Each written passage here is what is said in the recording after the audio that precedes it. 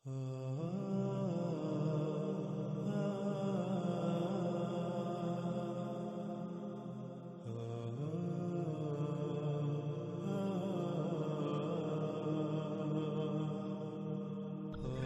ان اقساط میں آپ کے سامنے رکھیں کہ قرآن کے نزول سے پہلے زمین، سورج، چاند، آسمان، ستاروں، رات اور دن وغیرہ کے حوالے سے کیا عقائد و نظریات پائے جاتے تھے، اور آج بھی اس حوالے سے کیا عقائد و نظریات پائے جاتے ہیں، اور اس کے برعکس قرآن میں اللہ سبحانہ و تعالیٰ نے کیا بات پیش کی۔ آیا اللہ سبحانہ و تعالیٰ نے قرآن کے ذریعے ان عقائد و نظریات کی تائید و تصدیق کی، یا پھر ان کا رد کرتے ہوئے اصل حقیقت ہر پہلو سے واضح کی؟ لیکن اس کے باوجود آج تک وہی عقائد و نظریات عام ہیں جو قرآن کے نزول سے پہلے تھے۔ ناظرین، ایک بات نہ صرف ذہن میں ہونا لازم ہے بلکہ اسے ہر لمحے مد نظر رکھنا چاہیے۔ قرآن کی دعوت جو کہ بار بار غور و فکر کرنے کا حکم دیتا ہے، بندروں کی طرح نقل کرنے، آنکھیں بند کر کے دوسروں کے پیچھے چلنے سے منع کرتا ہے، لیکن انسانوں کی اکثریت اس کے برعکس اپنے آباء و اجداد سے صدیوں پرانے نسل در نسل منتقل ہوتے عقائد پر نہ صرف ڈٹے ہوئے ہیں بلکہ انہی عقائد و نظریات کو قرآن پر چسپاں کرتے ہیں۔ قرآن سے انہی عقائد و نظریات کو ثابت کرنے کی سر توڑ کوشش کرتے ہیں، آیات کو اپنے انہی عقائد و نظریات پر پوری طرح سے چسپاں کرنے میں دن رات ایک کیے ہوئے ہیں۔ اپنے انہی عقائد و نظریات کے دفاع میں قرآن کی آیات کو من چاہے تراجم و تفاسیر کی صورت میں توڑ مروڑ کر دلائل پیش کرنے میں دن رات لگے ہوئے ہیں، خود کو بدلنے کی بجائے قرآن کو بدلنے کا قصد کیے ہوئے ہیں۔ لیکن ناظرین، یہاں سوال تو یہ ہے کہ اگر یہی پرانے عقائد و نظریات ہی حق و سچ تھے تو پھر قرآن کے اتارنے کا مقصد تو ختم ہو جاتا ہے، کیونکہ یہ بات اٹل حقیقت ہے، جب بھی کوئی نئی بات سامنے آتی ہے تو وہ پہلے سے موجود باتوں کے رد کے طور پر سامنے آتی ہے، نہ کہ ان کی تائید و تصدیق کرنے کے لیے۔ اگر تائید و تصدیق کرنے کے لیے آئے تو ایسی باتیں کرنے والے کا پہلے سے موجود باتوں، عقائد و نظریات وغیرہ سے کوئی تصادم نہ ہو، کوئی اختلاف نہ ہو، بلکہ الٹا ان کو تقویت فراہم کرے۔ لیکن آپ جانتے ہیں کہ قرآن پہلے سے موجود عقائد و نظریات کی تائید و تصدیق کرنے کے لیے نہیں اتارا گیا تھا، اور نہ ہی قرآن نے ان کی تائید و تصدیق کی، بلکہ قرآن کے اترنے سے پہلے جو عقائد و نظریات موجود تھے، قرآن کا ان سے بھرپور تصادم ہوا۔ قرآن تو ان سے متصادم ہے۔ اختلافات کی نوعیت اس قدر شدید تھی کہ جب تک محمد علیہ السلام دعوت دیتے رہے تو سامنے سے شدید ترین مخالفت کا سامنا رہا، یہاں تک کہ مخالفین اس آواز کو دبانے یا بند کرنے کی ہر طرح سے کوشش کرتے رہے، آخر تک محمد علیہ السلام کو قتل کرنے کی منصوبہ بندیاں کرتے رہے۔ اور ناظرین، قرآن سے ہی سوال کرتے ہیں کہ آیا قرآن پہلے سے موجودہ عقائد و نظریات کی تائید و تصدیق کرنے کے لیے اتارا گیا تھا، یا پھر ان کا رد کرنے اور حق واضح کرنے کے لیے قرآن کو اتارا گیا تھا؟ اس وقت سکرین پر آپ کو سورہ الجمعہ کی آیت نمبر 2 نظر آ رہی ہے، جس میں اللہ سبحانہ و تعالیٰ کہتے ہیں،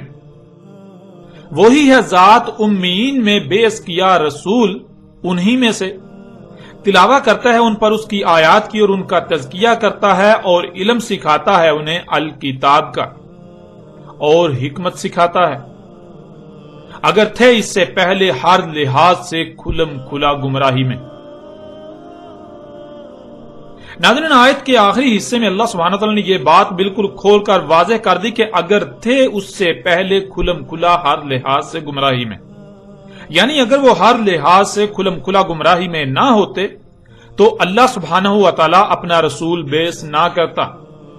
اللہ اپنا رسول نہ بھیجتا، جس سے یہ بات کھل کر واضح ہو جاتی ہے کہ جب اللہ سبحانہ و تعالیٰ نے اپنا رسول بیعث کیا، اپنا رسول کھڑا کیا، تب پوری دنیا ہر لحاظ سے کھلم کھلا گمراہی میں تھی۔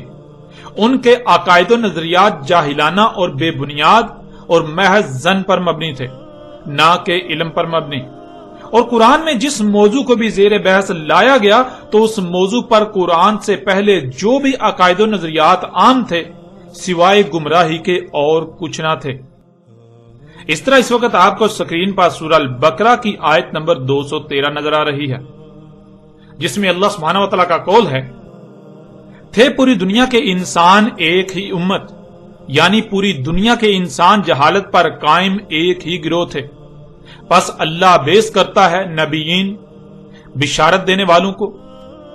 انسانوں کو ان کے اپنے ہی ہاتھوں سے کیے جانے والے مفسد اعمال کے رد عمل میں آنے والی تباہیوں سے متنبہ کرنے والوں کو، اور اتارتا ہے ان کے ساتھ الکتاب حق کے ساتھ فیصلہ کرنے کے لیے انسانوں کے درمیان جس میں وہ اختلاف کر رہے تھے اس میں۔ اب ناظرین، اس آیت میں اللہ سبحانہ و تعالیٰ نے یہ بات واضح کر دی کہ نبیین آ کر فیصلہ کر دیتے ہیں، حقیقت بالکل کھول کر سامنے لے آتے ہیں جن معاملات میں انسان آپس میں اختلافات کا شکار ہوتے ہیں۔ یعنی اللہ کے نبی ان معاملات کو زیر بحث لاتے ہیں جن معاملات پر انسان آپس میں اختلافات کا شکار ہوتے ہیں۔ یعنی انسان مختلف گروہوں فرقوں میں تقسیم ہوتے ہیں اور مختلف معاملات میں آپس میں ایک دوسرے سے اختلاف کر رہے ہوتے ہیں۔ ہر ایک کا کہنا یہی ہوتا ہے، ہر ایک کا دعویٰ یہی ہوتا ہے کہ اس معاملے میں، اس بات میں صرف اور صرف ہم حق پر ہیں، ہمارا موقف جو ہے وہ درست ہے، حق ہے، باقی سب کے سب باطل ہیں، ایک دوسرے پر الزامات لگا رہے ہوتے ہیں۔ تو ایسی صورت میں اللہ سبحانہ و تعالیٰ اپنے نبیوں کو بیس کرتا ہے، اپنے نبیوں کو کھڑا کرتا ہے، انہیں بھیجتا ہے۔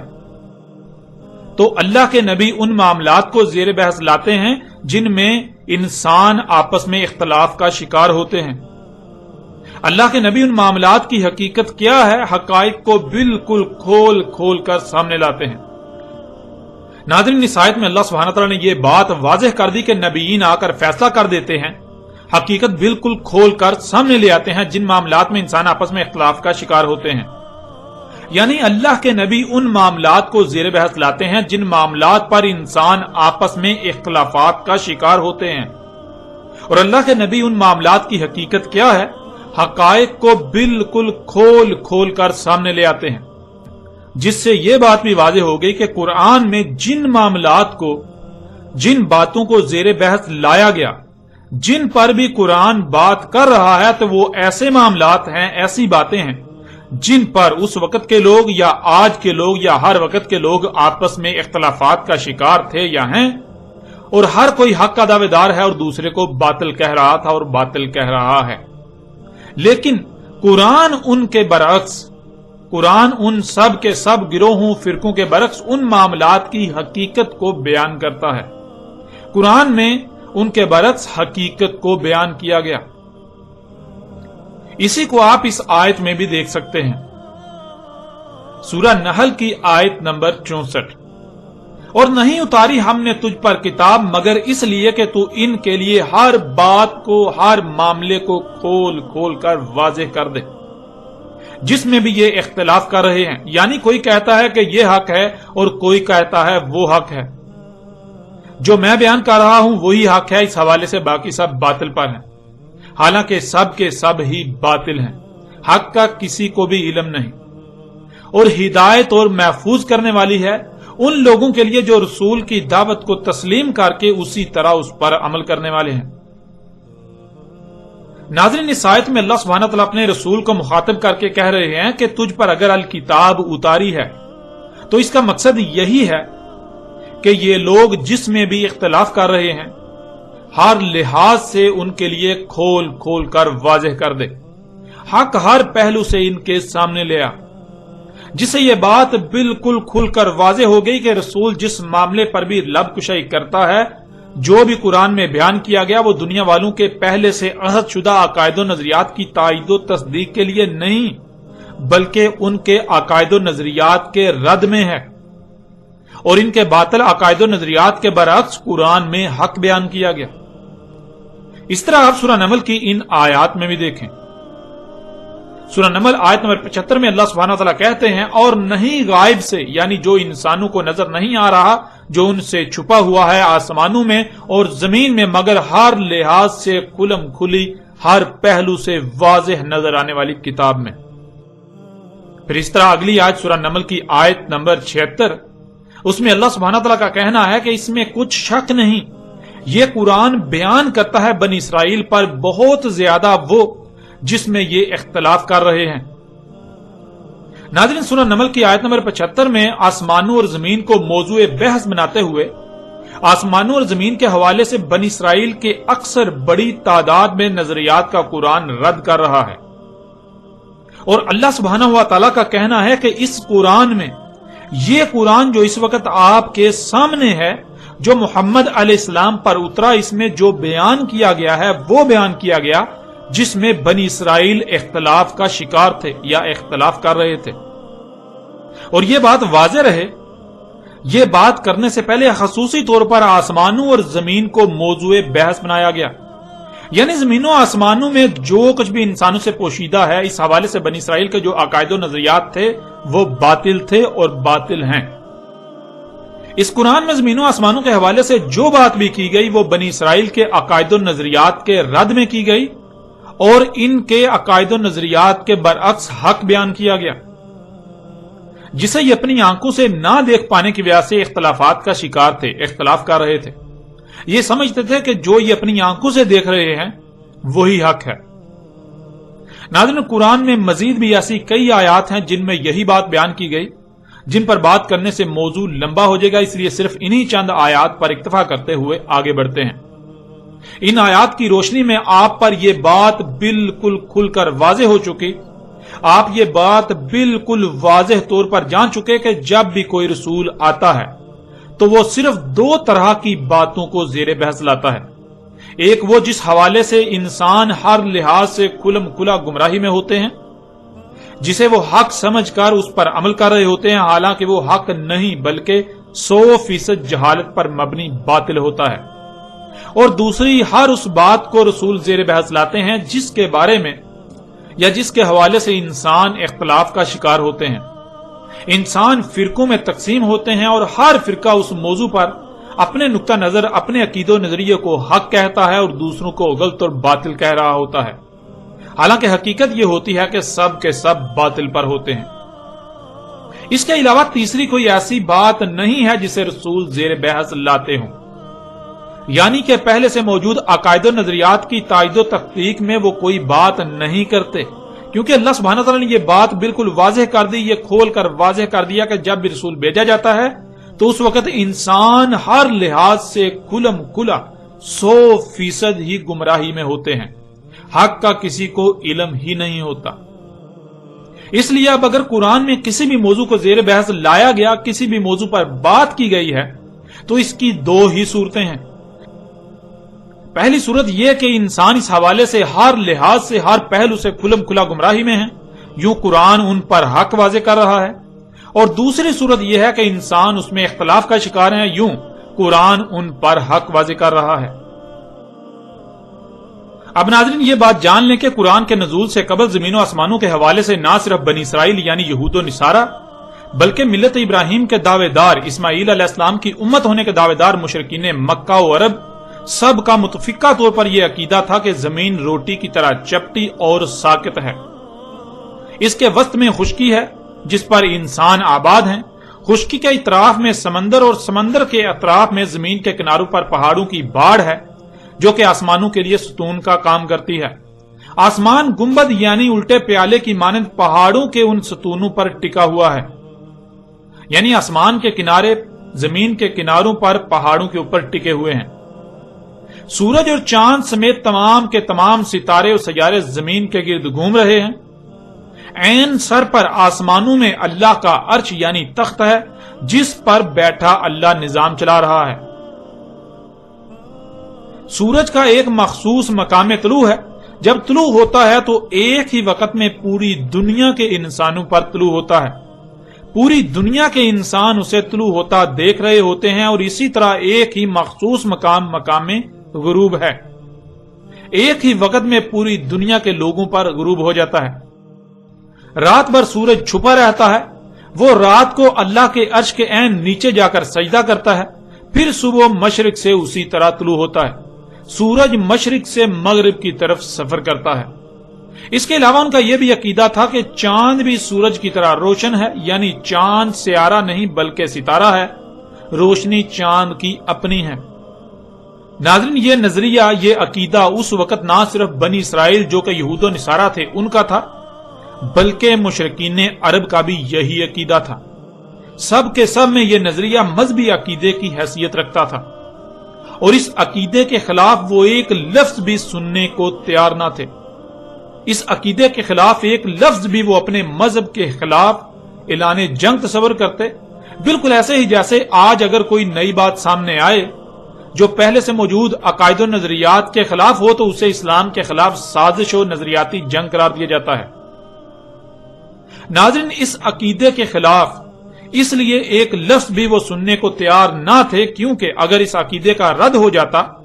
تو پھر خود بخود ان کے اس عقیدے کا بھی رد ہو جاتا کہ اللہ آسمانوں کے اوپر عرش نامی ایک تخت پر بیٹھا سارا نظام چلا رہا ہے۔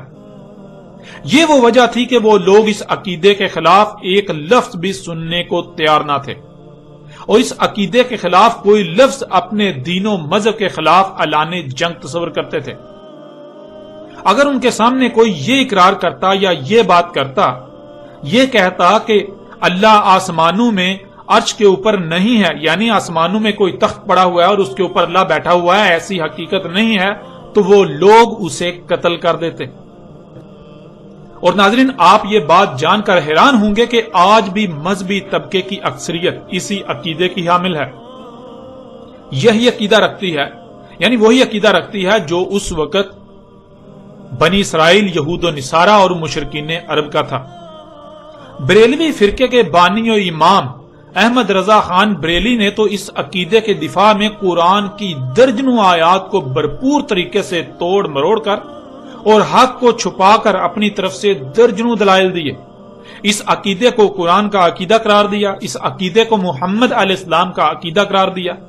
جو اس عقیدے کے برعکس نظریہ رکھیں، اس عقیدے کے برعکس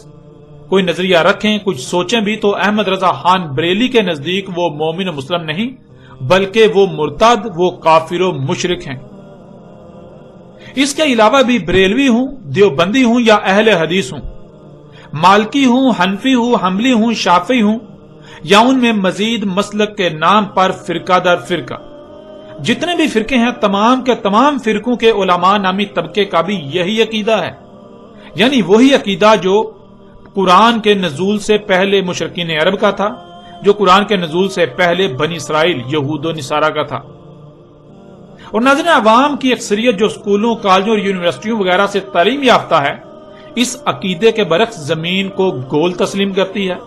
سورج کے زمین کے گرد گھومنے کی بجائے زمین کے گھومنے سے دن اور رات کے آنے جانے کو تسلیم کرتی ہے۔ لیکن عوام کی اکثریت کو اس کا علم ہی نہیں کہ ان کے علماء نامی طبقے کا ان کے برعکس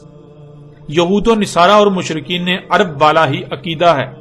اور جو اس عقیدے کے خلاف بات کرے اسے ماننا تو دور کی بات، وہ ان کی نظر میں مرتد، کافر و مشرک ہے، یہاں تک کہ وہ واجب القتل ہے۔ اور ناظرین، آپ یہ بات جان کر حیران ہوں گے کہ اہل حدیث و سلفی مکتبہ فکر کی اہم اور بڑی قدور شخصیت عبدالعزیز بن باز، جو 1993 سے لے کے 1999 تک سعودی عرب کے سرکاری مفتی اعظم بھی رہے، ان کا باقاعدہ فتویٰ موجود ہے کہ جو زمین کو ساقط تسلیم نہ کرے اور سورج کو زمین کے گرد گھومتا تسلیم نہ کرے وہ کافر ہے، وہ مرتد ہے، یہاں تک کہ اس کا قتل جائز قرار دیا۔ یعنی اگر کوئی ایسا شخص جو خود کو مسلمان کہلواتا ہے اور وہ یہ بات تسلیم کر لیتا ہے کہ زمین ساقط نہیں ہے بلکہ حرکت کر رہی ہے، اور سورج کے زمین کے گرد گھومنے جس سے دن رات ہو رہا ہے اس بات کا انکار کرتا ہے، تو وہ مرتد ہے، اسے قتل کرنا جائز ہے۔ ناظرین، یہاں ایک چھوٹا سا سوال یہ پیدا ہوتا ہے کہ اگر علماء نامی طبقے کی اکثریت کا بھی وہی عقیدہ ہے جو مشرکین عرب سمیت یہود و نصارہ کا تھا، تو پھر علماء نامی طبقہ اس پر بات کیوں نہیں کرتا؟ تو ناظرین، اس سوال کا جواب یہ ہے کہ اگر اس موضوع کو زیر بحث لایا جائے گا تو علماء نامی طبقہ آج اس عقیدے کا کسی بھی صورت دفاع نہیں کر سکے گا۔ عیسائیت اپنے اس عقیدے میں اتنی متشدد تھی کہ شروع میں بڑی تعداد میں ایسے لوگوں کو چرچ کے حکم پر قتل و قید کیا جاتا رہا جو اس عقیدے کے خلاف بات کرتے یا اپنی بات کا پرچار کرنے کی کوشش کرتے۔ دنیا عیسائیت میں اسی وجہ سے یہ عقیدہ موضوع بحث بنا اور سائنس نے عیسائیت کے اس عقیدے کے پرخچے اڑا دیے، جس سے دنیا عیسائیت کا عیسائیت سے بھروسہ اٹھ گیا۔ آج اہل مشرق یورپ و مغرب کو عیسائی سمجھتے ہیں اور کہتے ہیں، لیکن مغربی دنیا کو اس بات کا علم ہی نہیں کہ عیسائیت کس چڑیا کا نام ہے۔ سائنس نے عیسائیت کی جڑ ہی کاٹ کر رکھ دی، اور یہی وجہ ہے جس وجہ سے خود کو مسلمان کہلوانے والے اس کو موضوع بحث نہیں بناتے، اس کو زیر بحث لا کر حق پہچاننے کی بجائے اس موضوع پر بالکل بات نہیں کی جاتی، کیونکہ انہیں خوف ہے، انہیں یہ ڈر ہے کہ آج پوری دنیا اپنی آنکھوں سے حق کو دیکھ رہی ہے، اگر اسے موضوع بحث بنایا جائے گا، زیر بحث لایا جائے گا، تو یہ اپنے صدیوں سے نسل در نسل منتقل ہونے والے عقیدے کا دفاع نہیں کر سکیں گے۔ یوں اس کا نقصان یہ ہوگا کہ جو آج تک سورج کے مغرب سے طلوع ہونے کا مطلب یہ کہ سورج الٹا گھومنا شروع کر دے گا، اس عقیدے کی بھی بنیاد ختم ہو جائے گی، لوگ اس پر بھی سوالات اٹھانا شروع کر دیں گے، جس کا جواب علماء آدمی طبقے کے پاس نہیں، لہٰذا انہوں نے اسی میں عافیت سمجھی کہ اس موضوع کو زیر بحث لانے کے بجائے اسے دبا دیا جائے، اسے زیر بحث لایا ہی نہ جائے اور نہ ہی ان کے باقی جھوٹ فاش ہوں، یوں اکثریت اندھوں کی طرح ان کے پیچھے چلتی رہے۔ اب ناظرین یہ بات جان لیں کہ اگر تو یہ عقیدہ و نظریہ سچا تھا تو قرآن کو اس حوالے سے بالکل خاموش رہنا چاہیے تھا، اور خاموش رہنا چاہیے، کیونکہ جس موضوع پر بھی قرآن بات کرے تو اس کا مطلب ہے کہ اگر پہلے اس موضوع کے حوالے سے کوئی نظریات و عقائد یا رائے پائی جاتی ہے تو وہ بالکل بے بنیاد، باطل اور غلط ہے۔ اس کے برعکس قرآن حق بیان کر رہا ہے۔ اس لیے اگر تو قرآن سورج، چاند، زمین، طلوع غروب، دن اور رات وغیرہ کے حوالے سے خاموش ہے تو اس کا مطلب یہود و نصارہ ہوں یا مشرکین عرب یا پھر اس عقیدے کے حامل خود کو مسلمان کہلوانے والے، سب کے سب اپنے اس عقیدے میں سچے تھے اور سچے ہیں۔ لیکن اگر قرآن ان موضوعات پر بات کرتا ہے تو اس کا مطلب کہ ان کے عقائد بے بنیاد اور باطل ہیں، اور قرآن ان کے باطل عقائد کی نفی کرتے ہوئے حق سامنے لا رہا ہے۔ جیسے ہی ہم آگے بڑھیں گے تو آپ پر واضح ہو جائے گا کہ قرآن میں اللہ سبحانہ و تعالیٰ نے اس عقیدے کا نہ صرف ہر پہلو سے رد کیا بلکہ اس کے برعکس حق بیان کیا، اور پھر حق سامنے آ جانے کے باوجود بھی جو حق کو تسلیم کرنے کے بجائے حق سے اختلاف ہی کرتے ہیں تو اس پر بھی قرآن نے کھول کھول کر بات کی۔ اس وقت سکرین پر آپ کو سورہ بقرہ کی آیت نمبر 213 کا اگلا حصہ نظر آ رہا ہے، جس میں اللہ سبحانہ وتعالیٰ کا کہنا ہے، اور جو اختلاف کیا اس میں، یعنی جو حق ہر لحاظ سے کھول کھول کر بالکل واضح کر دیا گیا، واضح کر دیے جانے کے باوجود اسے تسلیم کر لینے کے بجائے اس میں اختلاف ہی کیا، مگر ان لوگوں نے جو انسانوں کو بشارت دینے اور متنبہ کرنے کی ذمہ داری اٹھائے ہوئے ہیں، یعنی وہ لوگ جنہیں علماء کے نام پر انبیاء کا وارث کہا جاتا ہے، اس کے بعد اختلاف کر رہے ہیں کہ ان کے پاس حق ہر لحاظ سے کھل کھل کر آ چکا، حق ہر پہلو سے واضح ہو چکا، حق ہر لحاظ سے کھل کر ہر پہلو سے واضح ہو جانے کے بعد ایک دوسرے سے ضد، حسد اور بغض کی وجہ سے اختلاف کیا۔ پھر دیکھیں ان پر حق ہر لحاظ سے کھل جانے کے باوجود نہ ماننے پر اللہ سبحانہ و تعالیٰ نے کیا کہا۔ سورہ فصلت کی آیت 53 میں اللہ سبحانہ و تعالیٰ کا کہنا ہے، ان قریب ہم انہیں دکھائیں گے ہماری آیات آفاق میں، یعنی ان مقامات میں جو آج ان کے لیے ناقابل رسائی مقامات ہیں، جہاں آج ان کی پہنچ ممکن نہیں، اور ان کی اپنی ذات میں، یہاں تک کہ خود ہی ان کے لیے بالکل کھل کر ہر لحاظ سے ہر پہلو سے واضح ہو جائے گا۔ اس میں کچھ شک نہیں وہ حق ہے، اس میں کچھ شک نہیں وہ سچا ہے۔ قرآن کے نزول کے وقت اللہ سبحانہ تعالیٰ نے کہا تھا کہ تم حق ہر لحاظ سے کھل جانے کے باوجود بھی حق سے اختلاف ہی کر رہے ہو، ان باتوں کو نہیں مان رہے، لیکن جان لو ان قریب ایک وقت آئے گا جب تمہاری رسائی ان مقامات تک ہوگی جہاں آج تمہاری رسائی نہیں ہے، جو مقامات آج تمہارے لیے ناقابل رسائی ہیں۔ جب وہ وقت آئے گا تو تمہیں ان موجودہ ناقابل رسائی مقامات میں اور خود تمہاری اپنی ہی ذات میں آیات دکھائی جائیں گی، تب تم مانو گے، تب تم خود ہی کہو گے کہ وہ حق ہے، وہ سچا ہے۔ یعنی آج جو تم نہیں مان رہے، لیکن جب تم یہ سب اپنی آنکھوں سے دیکھ لو گے تب تم خود اسی کو حق کہو گے جو آج ہم کہہ رہے ہیں۔ جو زمینوں آسمانوں اور جو کچھ بھی ان میں ہے، ان کے حوالے سے قرآن میں بیان کر دیا گیا۔ ناظرین، کیا وہ وقت آ چکا یا نہیں جب اللہ نے آفاق میں اپنی آیات دکھانی تھی، اور خود ان کی اپنی ذات میں تو اس پر بھی آگے چل کر بات ہوگی۔ ناظرین، آگے بڑھنے سے پہلے یہ بات بھی یاد رکھیں کہ اس عقیدے کے حامل لوگ آج تک ایسا کرتے آ رہے ہیں کہ یہ قرآن میں اس موضوع سے متعلق آنے والی آیات کو اپنے اسی آباء و اجداد سے منتقل ہونے والے عقیدے کو سچا ثابت کرنے کے لیے تراجم و تفاسیر کی صورت میں توڑ مروڑ کر اس پر چسپاں کرتے ہیں۔ آپ غور کریں، اگر قرآن میں جتنی بھی ایسی آیات ہیں جن سے یہ لوگ اپنے نظریے کو سچا ثابت کرنے کی کوشش کرتے ہیں اور کہتے ہیں کہ دیکھو قرآن میں بھی زمین کو ساقط کہا جا رہا ہے، تو سوال یہ پیدا ہوتا ہے کہ اس وقت کے تمام مشرکین عرب و یہود و نصارہ کو تو خوشی سے اچھلنا چاہیے تھا کہ قرآن ان کے اتنے اہم اور بنیادی عقیدے کی تائید و تصدیق کر رہا ہے، لیکن کیا ایسا ہوا؟ ناظرین، اس وقت تو اس کے بالکل برعکس ہوا۔ انہوں نے قرآن کو اپنے پہلے سے عہد شدہ عقائد و نظریات کے خلاف جنگ قرار دیا، اور آج وہی مشرکین قرآن کو ہی اپنے انہی عقائد و نظریات کے دفاع میں توڑ مروڑ کر پیش کرنے کی پوری کوشش میں لگے ہوئے ہیں۔ ناظرین، قرآن کے نزول کے وقت بھی جن لوگوں کو پتا چلا، جن کے علم میں یہ بات آئی کہ قرآن ان سے اختلاف کر رہا ہے،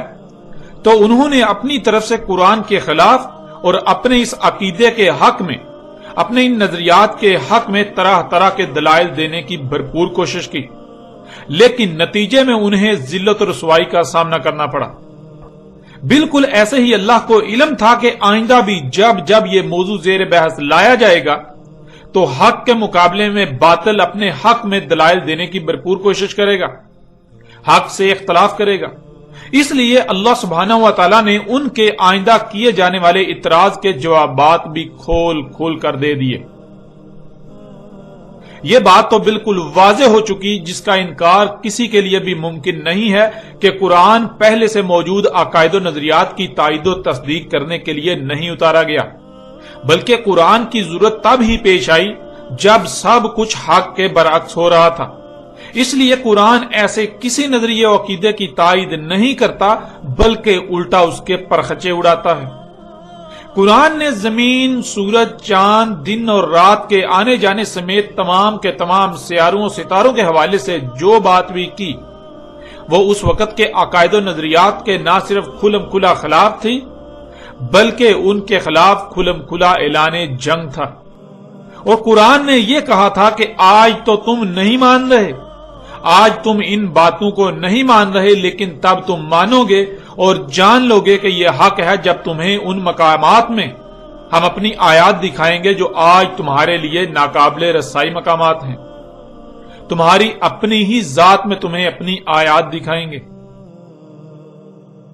اب ناظرین، آتے ہیں اس عقیدے کی حقیقت کی طرف،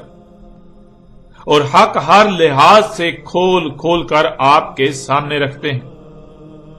ایک طرف مشرکین عرب و یہود و نصارہ سمیت خود کو مسلمان کہلوانے والے اس بارے میں کیا کہتے ہیں، ان کا کیا عقیدہ ہے، اس کو رکھتے ہیں، ان کے نظریات کو رکھتے ہیں، اور دوسری طرف اللہ سبحانہ و تعالیٰ نے اس کے برعکس کیا کہا، اس کو آپ کے سامنے رکھتے ہیں۔ ناظرین، ان کے اس عقیدے کے مطابق ان کا کہنا ہے کہ زمین روٹی کی طرح چپٹی ہے جیسے پلیٹ ہوتی ہے، اس کے وسط میں خشکی ہے، خشکی کے گرد سمندر، اور سمندر کے گرد زمین کے کناروں پر پہاڑوں کی باڑ ہے جس پر آسمان گنبد کی طرح ٹکے ہوئے ہیں۔ ان کے عقیدے میں نہ صرف زمین چپٹی ہے بلکہ زمین کے کنارے بھی ہیں، اور اسی وجہ سے اس وقت کے لوگ دور دراز کا سفر کرنے سے گریز کرتے تھے کہ کہیں ایسا نہ ہو کہ ہم چلتے چلتے زمین کے کناروں تک پہنچ جائیں اور پھر نیچے جا گریں۔ اس وجہ سے وہ نہ ہی زیادہ سمندروں میں آگے جاتے تھے اور نہ ہی وہ دور دراز سفر کرنے کے بارے میں سوچتے تھے۔ اب ناظرین دیکھیں قرآن اس حوالے سے کیا کہتا ہے۔ کیا قرآن اس بات کی تصدیق و تائید کرتا ہے کہ زمین چپٹی ہے، زمین کے کنارے ہیں، یا پھر قرآن اس کے برعکس کچھ اور کہتا ہے؟ سورہ الحجر کی آیت نمبر 19 اور سورہ قاف کی آیت نمبر 7 میں اللہ سبحانہ وتعالی نے کہا وَالْأَرْضَ مَدَدْنَاهَا، مدد کہتے ہیں جس کا کوئی کنارہ نہ ہو، جس کا کوئی کونا نہ ہو، جس میں ہر لحاظ سے تسلسل ہو. یعنی کہ آپ چل رہے ہیں تو ایسا نہیں کہ کنارہ آ جائے، کوئی کونا آ جائے، یا آپ کو آگے سے دائیں بائیں ہونا پڑے. ایسا بالکل نہیں ہے. زمین کو ہم نے مدد کیا کہ زمین کا کوئی کونا نہیں ہے، زمین کا کوئی کنارہ نہیں ہے، زمین میں ہر لحاظ سے تسلسل ہے. تو ناظرین، اس آیت میں اللہ سبحانہ و تعالی نے کہا ہم نے زمین کو مدد کیا، یعنی ہم نے زمین کو ایسا خلق کیا کہ اس کا کوئی کنارہ نہیں،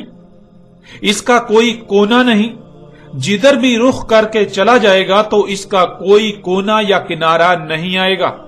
مسلسل چلتے ہی رہو گے. زمین کی تمام مخلوقات کا آپس میں ایسا ربط قائم ہے کہ تسلسل قائم ہے، ان میں تسلسل ہے. یعنی زمین کی ہر شے ایک سرکل کا حصہ ہے اور اس سرکل میں تسلسل ہے. اب ناظرین غور کریں، اللہ سبحانہ تعالیٰ نے زمین کو ایسا خلق کیا کہ اس کا نہ ہی کوئی کونا ہے اور نہ ہی کوئی کنارہ. اگر آپ سفر کرتے ہیں تو خواہ جدھر بھی رخ کر کے چلتے جائیں، آپ کے سامنے نہ تو کوئی کونا آئے گا اور نہ ہی کوئی کنارہ آئے گا، نہ ہی کوئی ایسا مقام آئے گا کہ آپ کو وہاں سے دائیں یا بائیں جانا پڑے یا پھر واپس مڑنا پڑے کہ اس سے آگے اب آپ نہیں جا سکتے. یعنی آپ اگر کسی بھی طرف رخ کر کے سفر کریں گے تو اللہ سبحانہ تعالیٰ یہ کہہ رہے ہیں کہ زمین کا کسی قسم کا نہ ہی کوئی کونا آئے گا، نہ ہی کوئی کنارہ آئے گا، زمین کا کوئی اختتام آئے گا ہی نہیں. تم چلتے جاؤ گے، چلتے جاؤ گے، چلتے جاؤ گے، چلتے ہی جاؤ گے. ناظرین آپ غور کریں، وہ کون سی ایسی شے ہے جس کا کوئی کنارہ نہیں ہوتا، جس کا کوئی کونا نہیں ہوتا، جس پر اگر چلا جائے تو چلتے ہی رہیں گے، چلتے ہی رہیں گے. ناظرین جب آپ غور کریں تو دیکھیں، اگر کوئی سیدھی شے ہے تو ظاہر ہے اس کا ایک اول ہے اور اس کا ایک آخر ہے. یعنی یہ ایک سٹارٹ ہوگا، یعنی ایک کونا ہوگا جہاں سے آپ سفر شروع کریں گے اور چلتے چلتے آپ آگے دوسری طرف کونے پر پہنچ جائیں گے، دوسری طرف آگے کنارہ آ جائے گا. اور آپ غور کریں کہ اگر کسی شے میں کوئی کونا کنارہ نہیں آتا، صرف تسلسل ہی آتا ہے، آپ چلتے ہی جائیں، چلتے ہی جائیں، یعنی سیدھا رخ کر کے چلتے ہی جائیں، چلتے ہی جائیں، چلتے ہی جائیں، تو وہ ایک دائرہ سامنے آئے گا. یعنی وہ دائرہ ہی واحد ایسی شے ہے کہ جس پر آپ چلتے جائیں تو کوئی کنارہ یا کونا سامنے نہیں آئے گا. اور زمین پر جدھر بھی رخ کیا جائے تو ہر طرف ہی دائرہ سامنے آئے گا، جس کا مطلب بالکل واضح ہو جاتا ہے کہ اللہ سبحانہ و تعالیٰ نے اس آیت میں بالکل واضح الفاظ میں یہ بات کی کہ زمین گیند کی طرح گول ہے، زمین ایک گولا ہے. تم جدھر بھی رخ کر کے چلو گے تو تمہیں نہ ہی کوئی کنارہ ملے گا، نہ ہی کوئی کونا تمہارے سامنے آئے گا، تم چلتے ہی جاؤ گے، چلتے ہی جاؤ گے، چلتے ہی جاؤ گے. اب ناظرین اگر تو زمین چپٹی ہے اور پھر اس پر چلا جائے، کوئی اس کا کنارہ نہ آئے، چلتے ہی جائیں، چلتے ہی جائیں، چلتے ہی جائیں، لیکن آپ اپنی آنکھوں سے دیکھ رہے ہیں اگر زمین چپٹی ہو اور اس کا کوئی کنارہ نہ ہو تو پھر سورج کیوں طلوع ہوتا اور غروب ہوتا ہوا نظر آ رہا ہوتا ہے؟ کہ سورج زمین کے نیچے سے اوپر آ رہا نظر آ رہا ہوتا ہے اور پھر اوپر سے نیچے زمین کے، یعنی زمین کے کناروں سے نیچے چھپتا ہوا نظر آ رہا ہوتا ہے، جس سے یہ بات بالکل واضح ہو جاتی ہے کہ زمین چپٹی نہیں ہے، بلکہ زمین پر جدھر بھی رخ کر کے چلا جائے گا تو دائرہ ہی سامنے آئے گا. یوں بالکل واضح ہو جاتا ہے کہ زمین گیند کی طرح گول ہے، زمین ایک گولا ہے. ناظرین اسی حقیقت کو اللہ سبحانہ و تعالیٰ نے قرآن میں ایک اور پہلو سے بھی بیان کر دیا. سورہ نوح کی آیت نمبر 19 میں اللہ سبحانہ و تعالیٰ کا کہنا ہے وَاللَّهُ جَعَلَ لَكُمُ الْأَرْضَ بِسَاطًا، اور اللہ ہے کر دیا تمہارے لیے زمین کو بساط. ناظرین اس آیت میں لفظ بساط انتہائی غیر معمولی لفظ ہے جو چونکا دینے والا ہے. بساط بسط سے ہے اور یہ لفظ انتہائی وسعت کا حامل ہے، جس کے معنی ہے ایسی شے جو ہو تو گیند کی طرح گول لیکن نظر آنے میں اور رہنے میں چپٹی ہو، یعنی اس میں خصوصیات چپٹی شے کسی ہوں. مثلا جیسے گیند کی طرح گول شے پر کوئی شے ٹھہر نہیں سکتی، وہ نیچے سرک جاتی ہے، نیچے سے اوپر آنے میں انتہائی قوت کا استعمال کرنا پڑتا ہے، اوپر سے نیچے جانے میں انسان خود بخود یا شے خود بخود سرکتی ہوئی نیچے گر جاتی ہے، اس کے اوپر ٹھہرتی نہیں، نیچے گر جاتی ہے.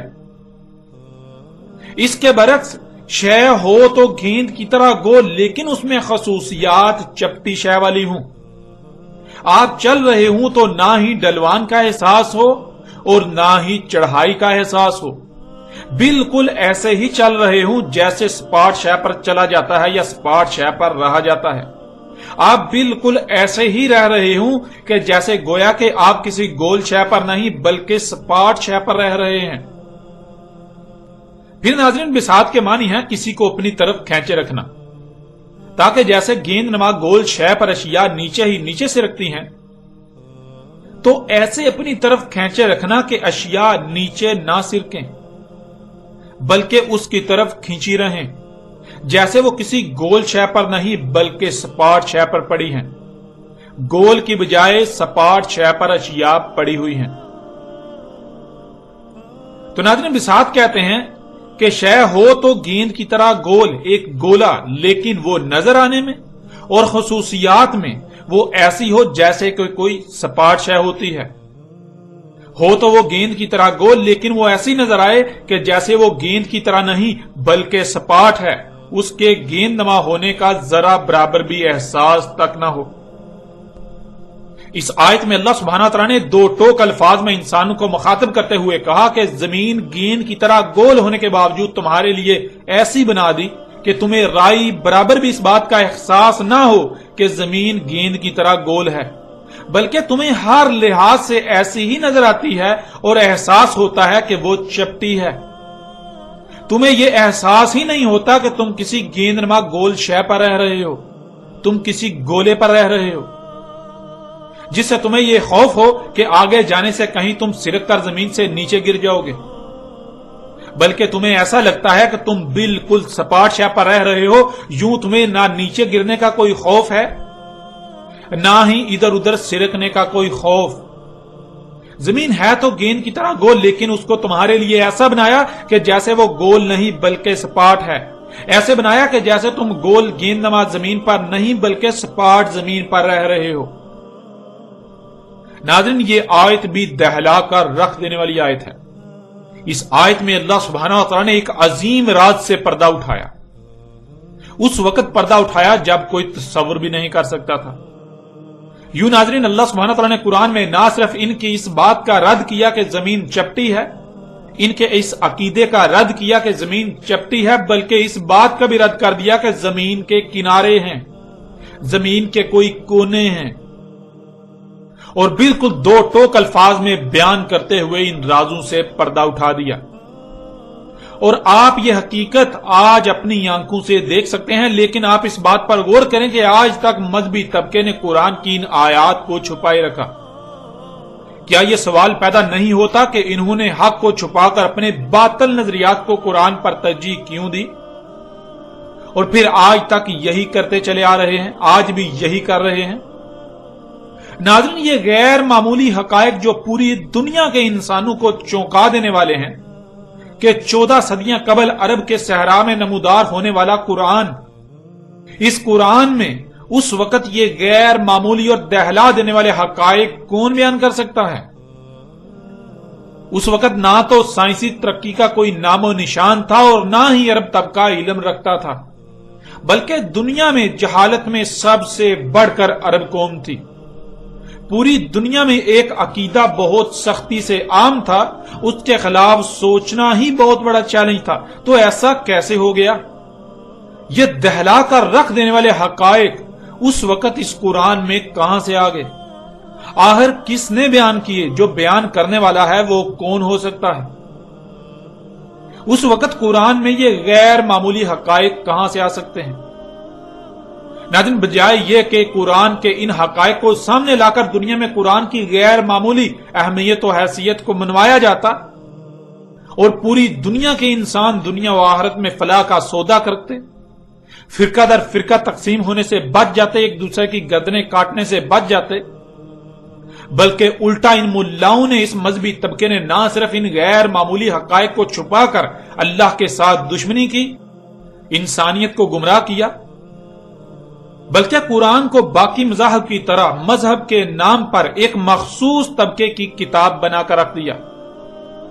وہ قرآن جو پوری انسانیت کی رہنمائی کے لیے اتارا گیا، اسے یرغمال بنا لیا گیا، اور پوری دنیا کے انسان یہی سمجھتے ہیں کہ یہ قرآن تو مسلمان نامی دائرے میں بند لوگوں کی مذہبی کتاب ہے جس سے دوسروں کا کوئی لینا دینا نہیں ہے۔ علماء کے لبادے میں جو حالان نے آج تک یہی کوشش کی کہ لوگ ان کے محتاج رہیں، اور اسی بات کو اپنا مقصد بناتے ہوئے انہوں نے دن رات لوگوں پر محنت کی کہ لوگ خود سے غور و فکر نہ کریں،